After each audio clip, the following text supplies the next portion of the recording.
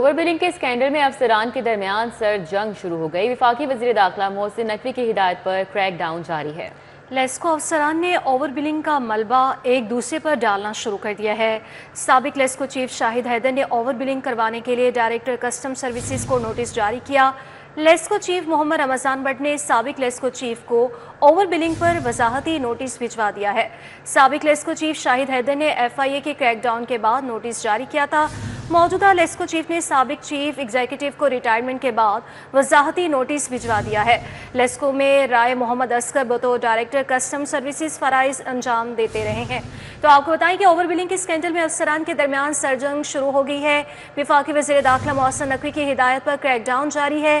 لیسکو افسران نے over billing کا ملبہ ایک دوسرے پر ڈالنا شروع کر دیا ہے۔ مزید ڈیٹیلز حاصل کریں گے شاہین ندیم سپرا سے، بتائیے گا۔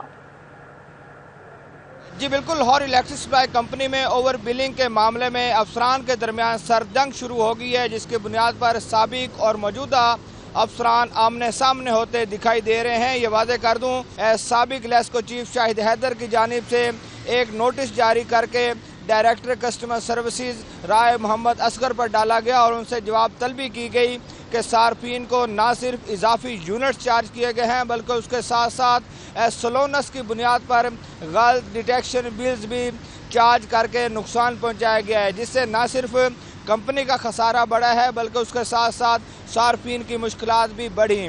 لیکن جب سابق لیسکو چیف شاہد حیدر ریٹائرڈ ہو گئے تو اس کے بعد موجودہ LESCO chief Muhammad Ramzan but کی جانب سے ایک وضاحتی نوٹس سابق لیسکو چیف شاہد حیدر کو جاری کر دیا گیا ہے اور اس میں بھی اس بات کی نشاندہی کی گئی ہے اور جواب طلبی کی گئی ہے کہ اربوں روپے کی اوور بلنگ کی گئی ان کی تعیناتی کے دوران تو اس کا جواب دیا جائے۔ اس کے ساتھ یہ بھی کہا گیا ہے کہ جو غلط ڈیٹیکشن بل چارج کیے گئے اس کی بنیاد پر بھی لیسکو کو کروڑوں روپے کا صارفین کے ساتھ ساتھ نقصان برداشت کرنا پڑا ہے، اور یہی خدشات پیدا ہو رہے ہیں کہ اتنے بڑے اسکینڈل کی تحقیقات اگر اسی طرح سرد جنگ کی نظر ہوتے رہے اور بورڈ آف ڈائریکٹرز کی جانب سے اس میں کردار ادا نہ کیا گیا تو کسی بھی صورت پر ذمہ داروں کا تعین نہیں ہو سکے گا اور ان کو قانون کے کٹہرے میں نہیں آ سکے گا۔ بہت شکریہ شاہد سپرا۔